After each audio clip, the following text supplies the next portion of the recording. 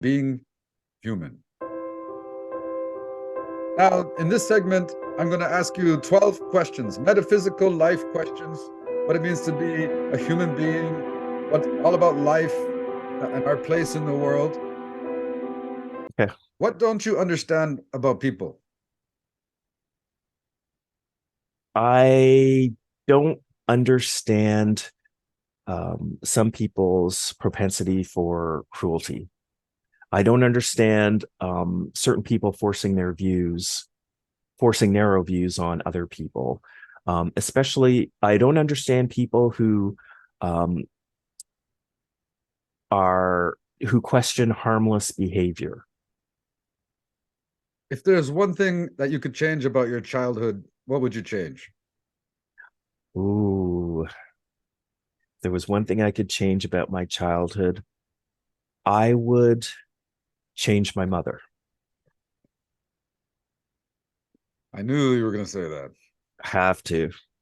It would be like that's the I read this amazing book about a sci-fi book about Columbus, and the premise was that um, in the future, like maybe the present day, the water crisis, the poverty crisis, environmental crisis, all kinds of catastrophes were hitting the earth, and they had one solution.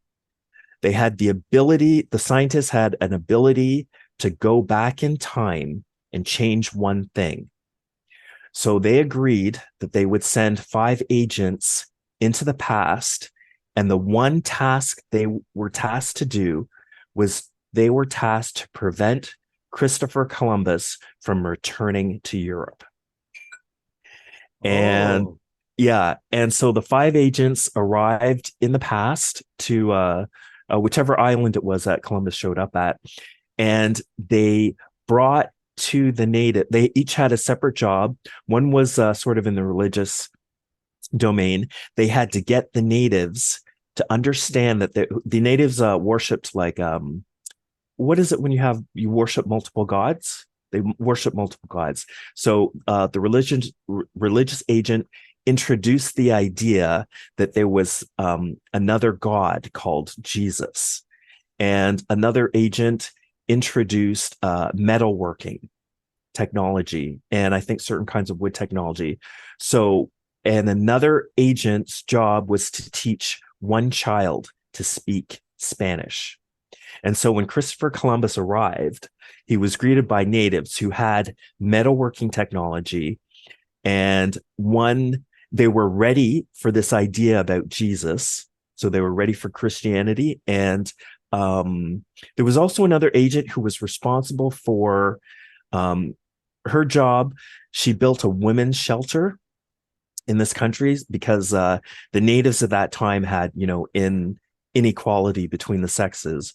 So this agent's job was to get the women's community sort of on an equal footing with the men. So by the time Columbus came to this island, there was no advantage that he could offer them, that they didn't already have. And so, and the last agent's job was to bomb the Pinto, the Santa Maria, and the other ship so that they couldn't go back.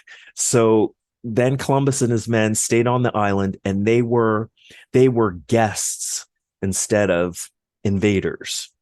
And by the time Columbus reestablished communication with Europe, you know, the new country, this new world, was a new world unto itself, self-governing, self-managing, etc. wow, that's So, cool. What a premise. But how does that tie together with you choosing your mother? because if I could go back and teach, if someone could go back and teach her a few things, just a couple of things, that would have changed my life. It would have changed my life as an adult. It would change my siblings' life. It would change our inter-sibling relationships. Right. Yeah. Okay. What advice would you give to your younger self? You can keep these answers short and sweet if you like, or you can expand on them however you like. Okay, advice to my younger self: go to art school.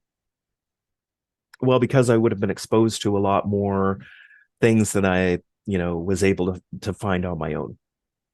All right. So you could have fully flourished your talent, right? And made the most of it. Okay. Do you trust yourself?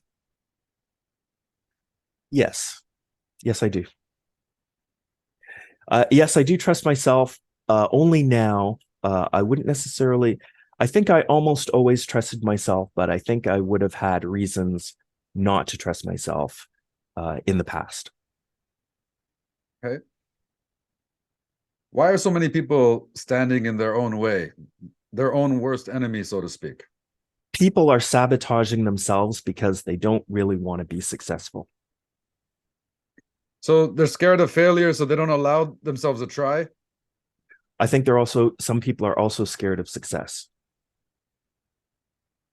because success may involve working harder, may involve focusing on working harder, may involve cutting certain things out of your life in order to focus on other things. Being successful may mean having to be a different person than you've been comfortable being. Interesting. What gives you hope about the future? Your future or the future of the world? I think that question is assuming that I have hope for the future. And Mm, it is not, I do not clearly, definitively have hope for the future. I've been following the news, that comes from the States about, how they're managing themselves governmentally. And it seems like things are out of control down there. And I fear that that contagion could spread north. We're that sort already of seeing, political right-wing virus that yeah, causes autocrats to emerge. Okay, yeah. I hear you. Yeah, I have the same trepidations. And What's one thing that needs to happen in your opinion for the world to be a better place?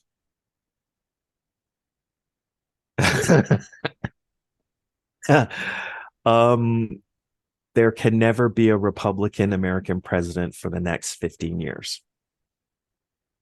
Because they've set a dangerous precedent, and you think that they're not going to let go of the power once they have it again. I think that the January 6th insurrection was a test drive. Okay, what can you do to make your own life more meaningful? More meaningful. I would like to be more involved in community types of work, I out see and you about as with the like as public. a very involved person in the community. I know, You, but most of my involvement is sort of, mediated by computer screens and video cameras. oh yes, yes. Okay. Um, do you believe in karma, or that you are paying off some kind of karma in this lifetime or something like that? I think I may be paying off karma in this lifetime, karma that uh, a karmic debts that I may have incurred, just in the last, so many years of this life. I don't think I'm paying karma for previous lives or future lives. I think I've got a lot of debt stacked But you, up. you don't feel like you're paying for the sins of your parents? I'm living the sins of my parents. So But that's not your debt to pay. That's just sort of the consequence, or the reality that they placed you in. yeah. Yeah, I don't feel any responsibility for anything my parents have done. No. Okay. How do you want people to remember you after you're gone?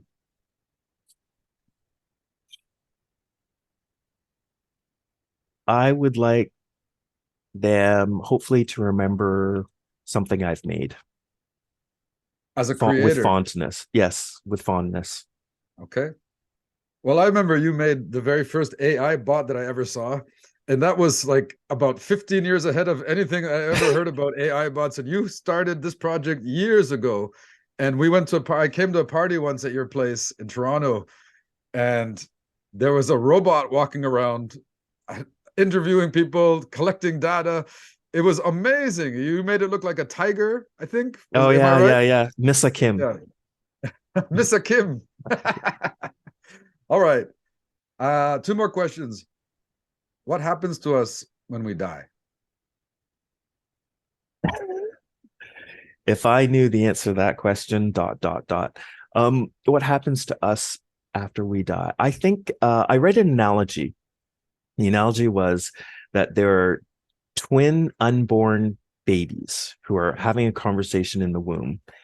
And one of them says, the end is near, the end is near. I'm afraid, what happens next?